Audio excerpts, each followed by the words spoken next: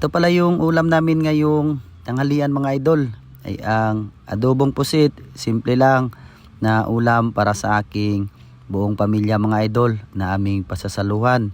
Ang lahat na biyaya galing po sa itaas mga idol. At busog na naman kaming lahat mga idol. Hello po mga idol. Magandang araw sa atin lahat. Ito, bago ang lahat mga idol ay shoutout muna ako sa mga kabataan na mababait dyan. Kapitbahay namin.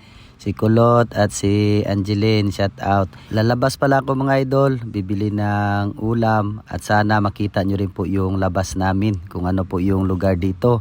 At si Mikmik, naabutan ko, naglalaro sa labas, pinauwi ko kasi nasa tabing karsada kasi sila mga idol. At ito, palakad na po tayo mga idol papunta sa Changi o market o merkado. Yan pala yung merkado namin dito sa aming lugar mga idol.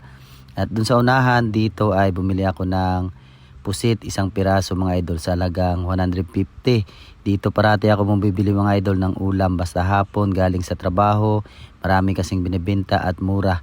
At ito, ang nabili natin mga idol, isang piraso ay napakalaki yan na pusit. At ang gagawin ko dyan mga idol ay adobo.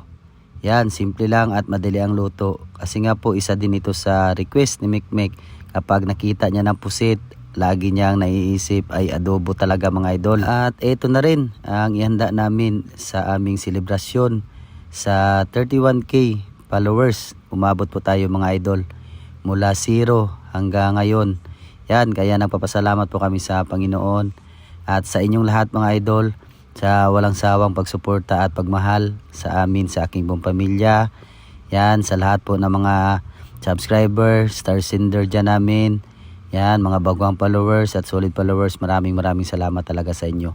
At sa lahat ng pamilya ko rin, maraming salamat sa suporta nila mga idol sa amin.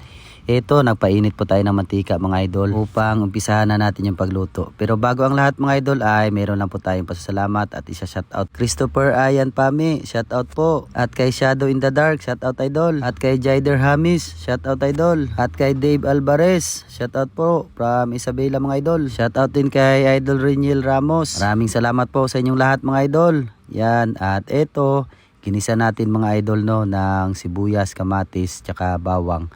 At pamintang dahon at liso para matanggal din po yung lansa niya. At ito, nagdagdag po tayo ng kaunting tuyo at pampalasa na rin po mga idol. At ang ata o tinta ito ay mamaya na natin ilagay. Pagkatapos ng ilang minuto mga idol ay lumambot na po yung pusit natin. Sinunod ko na po yung ata o tinta, tawag sa amin mga idol. At yan, ilang minuto na lang ay luto na po ayan mga idol at tinango ko na rin. At syempre, samahan nyo na kami mga idol sa aming tanghalian. Lord, salamat sa pagkaon, sa gracias, imong gihatag sa mo ay Lord. Amen. Amen. Yan. Kain sa lahat mga idol. Yan, masarap po. Yung sa atin ay taba. Yan.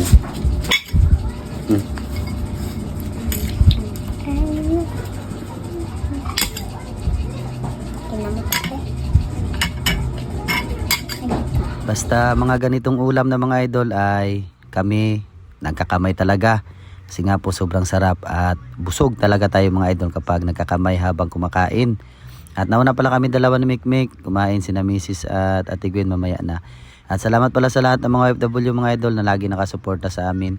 Trabador ng Pinas kagaya ko, lagi po tayong mag-ingat. Ito, nadami talaga yung kain namin dalawa na Mikmik mga idol. At hanggang dito na lang po yung video namin. Maraming salamat sa panonood. Ingat at God bless.